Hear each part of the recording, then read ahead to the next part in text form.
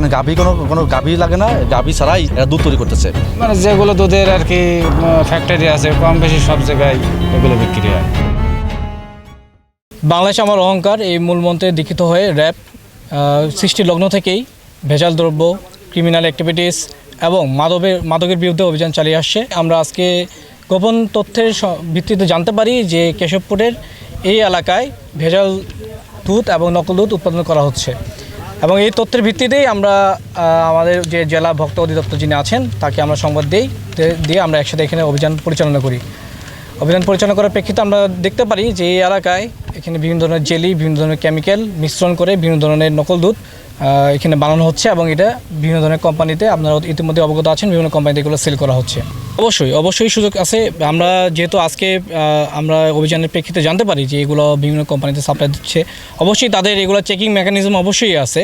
তো আমরা এগুলো অবশ্যই জাস্টিফাইড করব। আপনি যে আমাকে যেটা বলেন, অবশ্যই সুযোগ আছে। যদি তারা ভেজাল দুধ যদি তারা গ্রহণ করে, তারা যদি চেকিং মেকানিজম তাদের সেটা যদি ভুয়া হয় এবং তারা সেটা যদি গ্রহণ করে এবং সেটা যদি বিভিন্ন জায়গায় সাপ্লাই দেয়, তারা অবশ্যই আমাদের যে দেশের যে প্রচলিত যে আইন আছে, আইনের ধারা মোতাবেক অবশ্যই তাদের বিরুদ্ধে অবস্থান নেওয়ার অবশ্যই সুযোগ আছে আমাদের।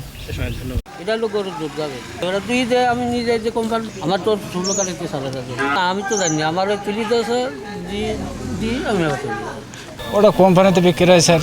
মানে যেগুলো দুধের আর কি ফ্যাক্টরি আছে কম বেশি সব জায়গায় এগুলো বিক্রি হয়। হ্যাঁ, পরীক্ষা করে নেয়, হ্যাঁ ধরা পড়ে এবং এদের আপনার যে শুধু কোম্পানির লোকেদের সহযোগিতায় এগুলো বেশি হয়।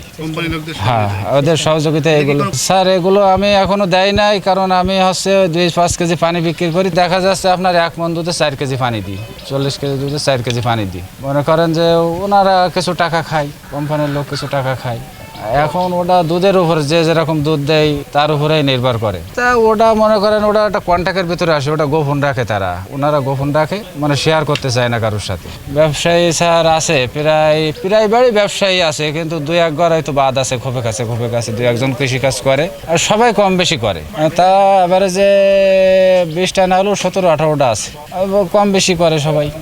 এটা তো মনে করেন আমাদের এইখানে পরবর্তীতে করা শুরু হয়েছে, আগে জানতো না, এখন এই ফর্মুলাগুলো জানার পরে মোটামুটি আস্তে আস্তে।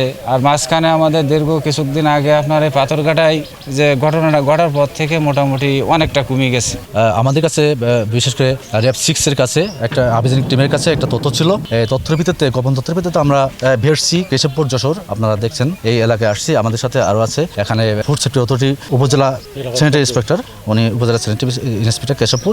তা যে তথ্যের ভিত্তিতে আমরা আসছি, এখানে দেখছি এখানে এই গ্রামে এখানে গোবিন্দ ঘোষের দুধের কারখানা। গোবিন্দ উনি কি করছেন, দুধের সাথে পানি মিশ্রণ করে এটা পরিমাণ বাড়াইয়ে উনি বিক্রি করতেছেন।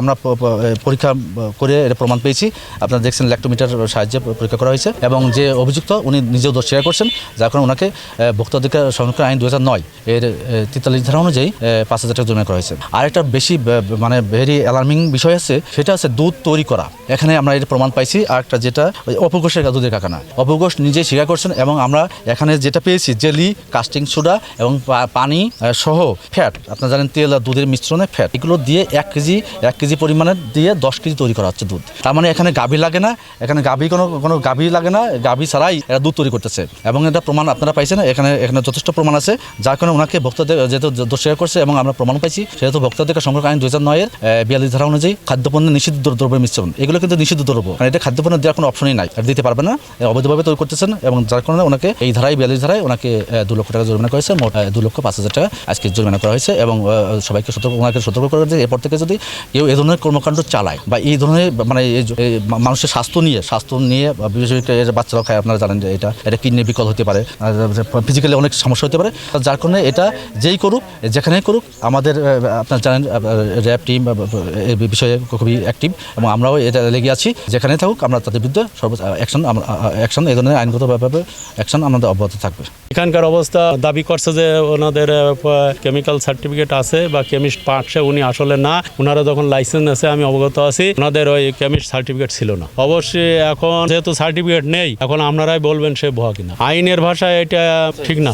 16টা টেস্ট আছে, কেমিক্যাল আছে, কেমিক্যালের মাধ্যমে যাচাই বাছাই করে আমরা যেটা একদম ফ্রেশ দুধ সেটাই কালেকশন করি এবং যদি সমস্যা হয় সেটা আমরা চেক করে, আমাদের দুধ ফেরত রেজিস্টার আছে, যদি সমস্যা মনে হয় সেটা আমরা রিজেক্ট করি।